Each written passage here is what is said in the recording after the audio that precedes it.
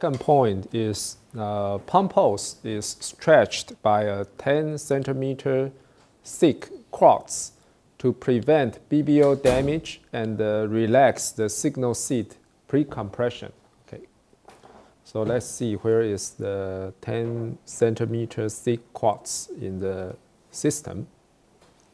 Here, okay, 10公分的这个石英玻璃哈，所以相当厚啊，10公分在这个超快的实验室是很厚的 material. So after second harmonic generation, the second harmonic pulse passes through this 10 centimeter thick quartz block. So the material dispersion will stretch the second harmonic pulse. And the purpose is twofold. First, if there is no stretching, your second harmonic pulse would be maybe within 100 femtosecond duration. The peak intensity is very high, so when it pumps the BBO crystal, damage could occur. If you stretch the pulse, then the damage is less possible. Okay, that's the first purpose. The other is, remember, we try to overlap the pump pulse with signal pulse as close as possible. And if your pump pulse is very narrow and it becomes very challenging to tune your pre-compressor such that your signal pulse can be of similar duration as your pump pulse. 如果你的目标很窄，那这个 pre-compressor 就要做得很好 ，fine tune 才可以做到压缩到接近这个小于100飞秒。但如果它已经 stretch， 那这一个的工作就相对轻松一点啊。比如说你需要 match 1 picosecond pulse, it's much easier. You can do that. So there is a practical concern instead of just a theoretical concern. Third point is the amplified signal pulse is compressed by chirp mirrors to 5.3 femtosecond alone. 如果你只用 chirp mirror， 那它可以帮你压到 5.3 个飞秒。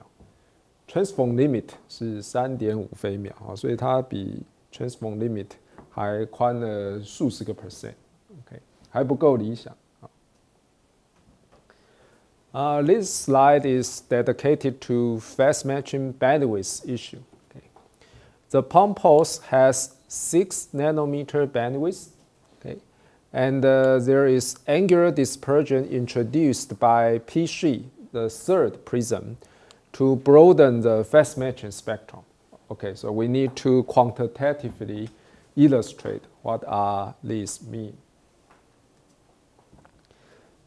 This figure shows the fast matching angle versus wavelength, very similar to the schematic diagrams I show you when we introduce OPA and NOPA. 我们都有给大家看那个 fast matching angle 的随着波长的关系图，这里也是，但这里不只有一条 curve. For example, the dashed curve represents the fast matching spectrum due to single wavelength pump. 假设我的 pump 也就是这个背频的脉冲不是一个 band， 而是只有一个中心波长叫393奈米，那你画出来的是这个 dashed curve. Although it's already flatter than collinear OPA, but you see there is up and down, right? 就是我不是一个真的水平的 curve， 它还是有起伏。Whenever there is curved region, your fast matching bandwidth is limited. You prefer a perfectly flat curve, right? So single wavelength pump is not good enough. But don't worry, we have 6 nanometer bandwidth, right? This is the second harmonic power spectrum. FWHM is 6 nanometers. So you have more than 393 nanometer pump wavelengths. If you consider the 6 nanometer bandwidth, you get the light shaded area, okay? 每一个 pump wavelength 你就画一条 dashed curve. 然后呢，组起来就得到这个浅色的带。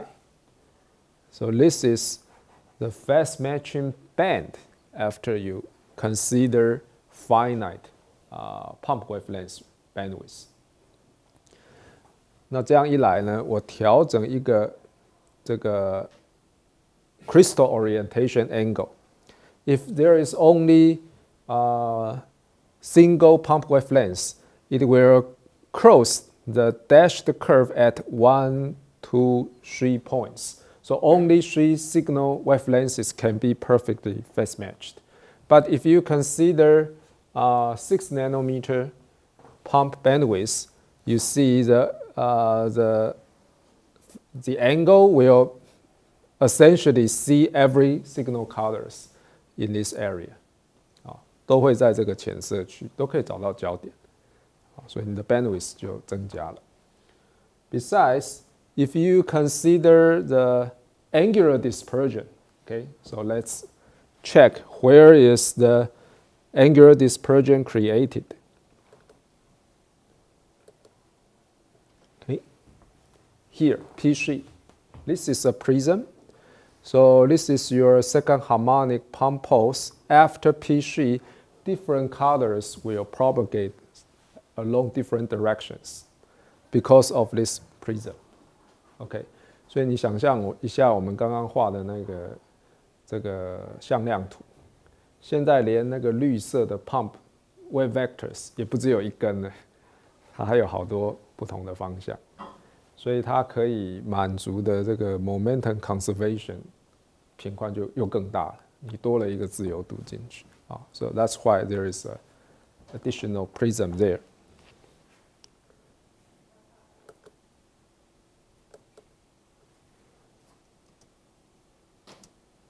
And if you do that, you can have the dark shaded area as your phase matching response. 那么这时候你切一道这个这个 crystal angle， 你可以相交的这个 signal wavelength 又更多。Okay, so they use different schemes to create broader and broader phase matching bandwidth. Okay.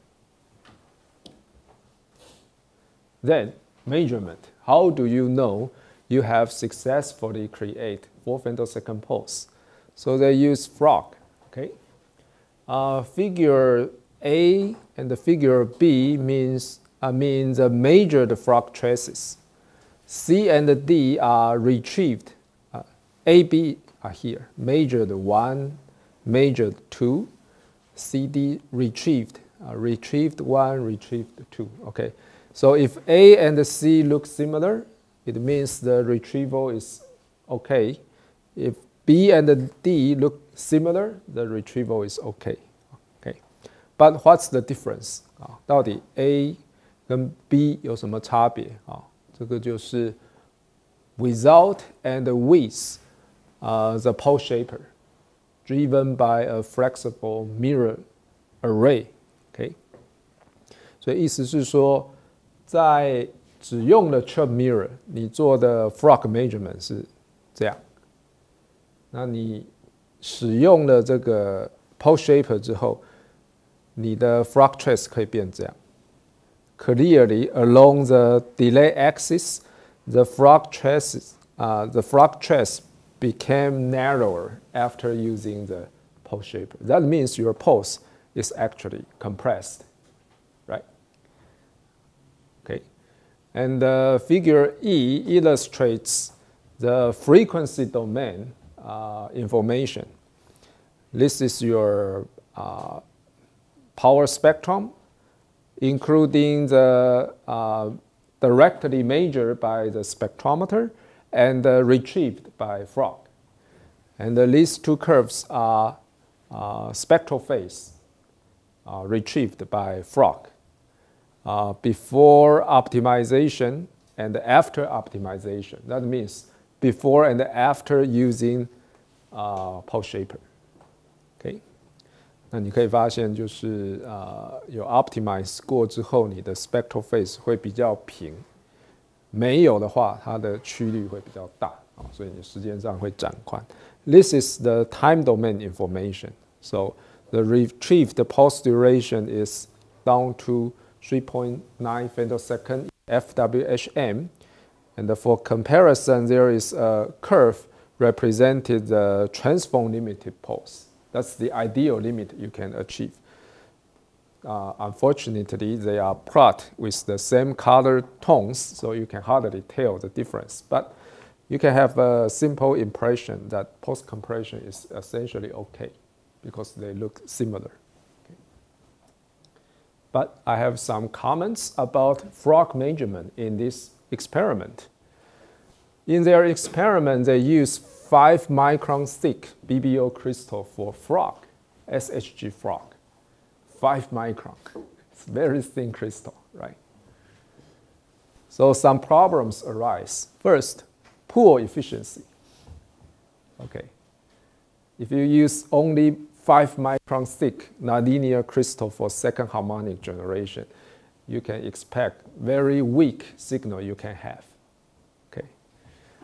Second, even you use 5 micron thick BBO crystal, the phase matching bandwidth is still insufficient. Okay? So lost information from spectral wings as shown here. Okay? The solid curve means the power spectrum directly measured by a spectrometer, an experimental apparatus. The open circles means the power spectrum retrieved by your frog. In theory, they have to be the same, right? But you see, at the long wavelength region, there is significant discrepancy between them. So that means a solid proof, the measurement is not totally successful. Okay, 这是做 frog 最常使用的一个自我检验机制啊，因为你很容易用光谱仪直接量到光谱嘛，那你把重建的光谱跟它比。对得起来就是 maybe you are successful， 那这里很明显的有一大块不见了，那就代表你的 crystal phase matching bandwidth 不够，所以有些资讯不见了，它重建不回来。可是它已经用了5 micron， 大概是最薄的晶体，你能买到最薄的晶体，其实还不太容易做到5 micron 的 BBO。You cannot use even thinner crystal. Okay. And poor convergence of frog algorithm. When this happens, loss of information, the convergence is usually poor. 你会发现你算很久，你还不太容易收敛啊。所以代表呢，当你产生了3.9飞秒的脉冲的时候，其实量测技术也已经开始出现一些问题了。标准的量测技术，好像我们课堂上介绍的 frog， 实际用起来会发现有一些问题在。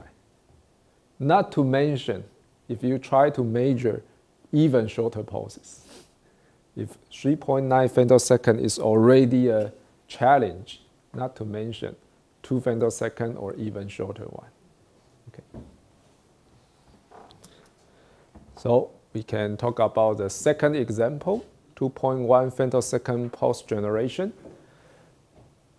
but they did not use the term pulse anymore. They use light transients. Okay. 本来还是要描述脉冲啦，只是窄到这个地步，有一些物理问题会出现。For example, if you reach single cycle or even subcycle pulse, what's that? A pulse with duration less than 1 carrier cycle. What does that mean? Okay. For that controversy, they use another term, light transients, to bypass the controversy. Okay. 就是避免这个困扰，所以它就叫 light transient， 反正就这个很快变化的电场就对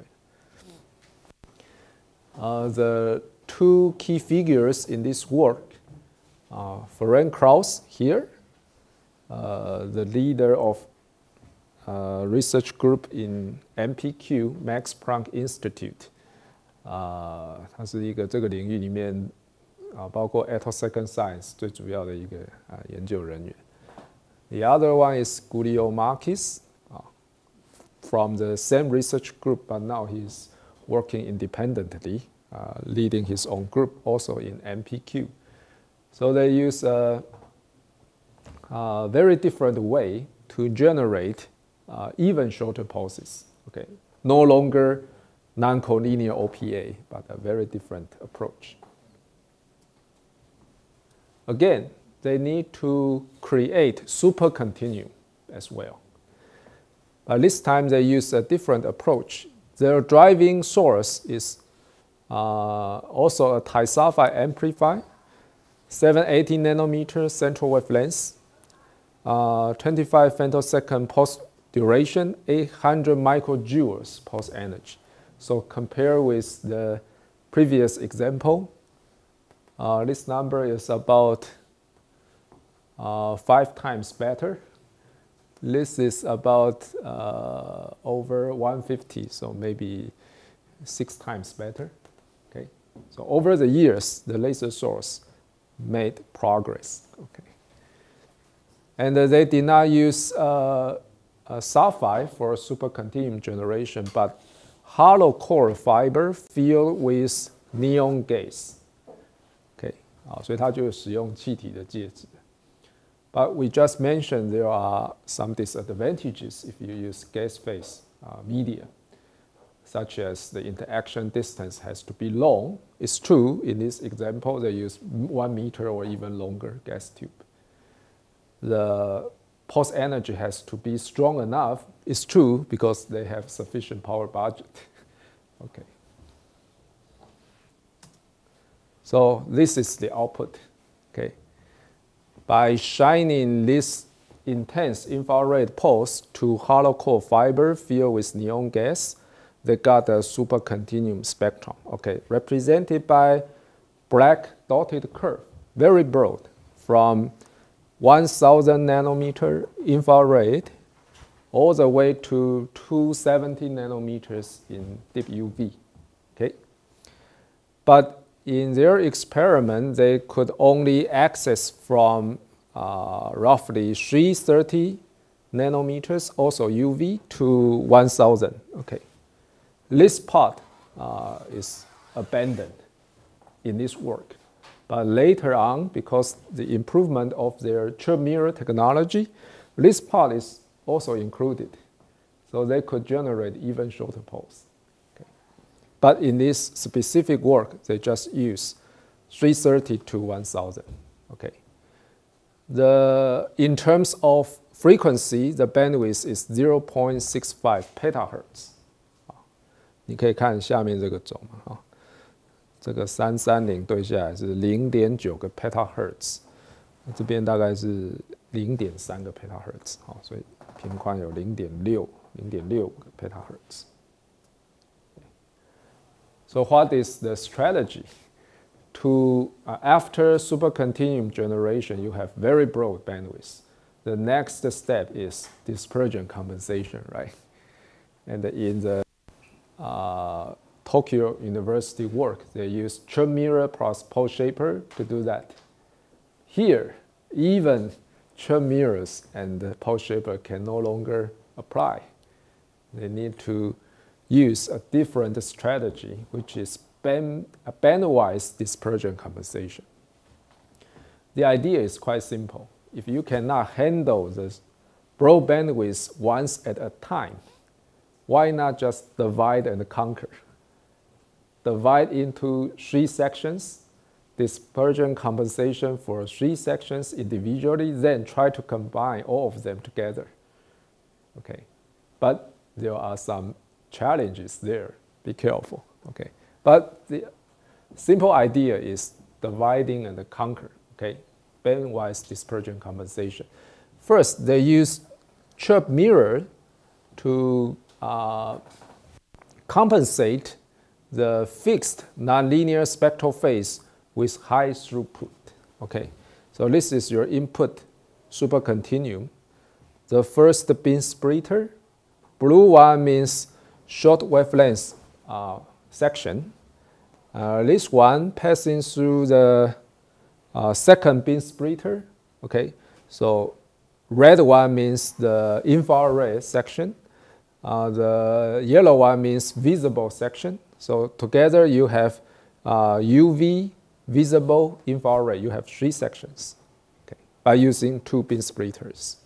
And for each section, they use chirp mirror, okay? 1 chirp mirror set for UV, 1 chirp mirror set for visible, 1 chirp mirror set for near infrared. Okay, so they need 3 different chirp mirror sets for dispersion compensation. Okay, so you can imagine it's a very expensive approach. 就是每一个都是 customized chirp mirrors, not on shelf. 你要量测、设计、制作，而且都是为这个特殊的实验量身定做才行。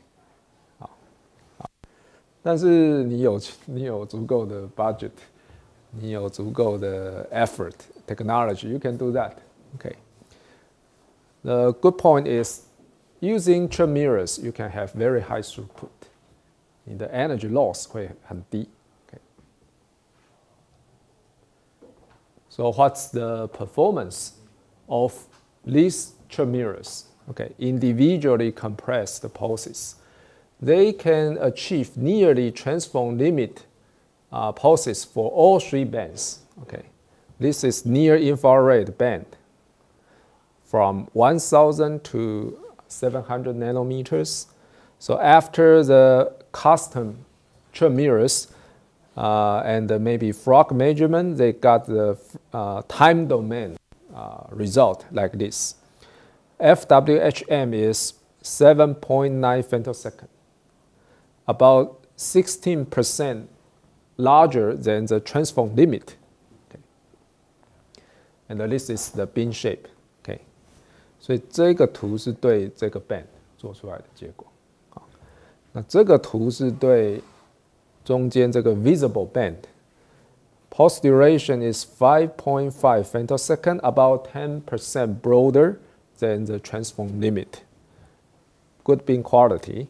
And this is about the UV band, 5.5 femtosecond pulse duration, about 22% larger than the transform limit. Also very good beam quality. You can see the dispersion compensation are not so perfect in this case, okay, especially for the UV band. 这个离转换极限好像还有一些距离 ，OK。But you can see the merit of using bandwise dispersion compensation, because you can see in each band, the shortest pulse you have to handle is much relaxed, no longer 2 femtosecond or 3 femtosecond, but 8 femtosecond or 6 femtosecond. So it's within the range that current technology can handle.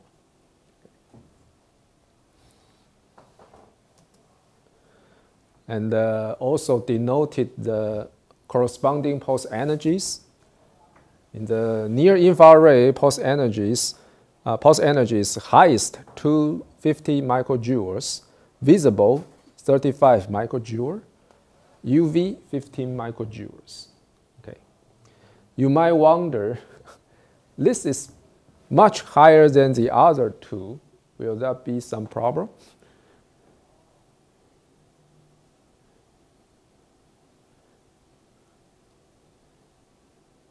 直觉上会觉得哦，如果能量很悬殊，那它不就主导了吗？那主导可是它的脉冲宽8飞秒，像你很难用这个主导的8飞秒去合成出2飞秒的 pulse， 是不是？会有这个 concern because the energy is more than 10 times bigger than this one. But be careful. In the end, it is the UV band dominating the final pulse duration. Okay, because the wavelength is shortest, the bandwidth is broadest. You can see. You do better not to look at the upper axis in nanometers, but bottom axis in petahertz. This is more fair. You can see the third band is the widest. So the transform limited pulse duration is shortest. In the end, it is this band dominating the final pulse duration. So even though the pulse energy is weaker than the other two bands, it's still okay. But maybe not even smaller. 如果这个能量比它小太多，当然还是有问题。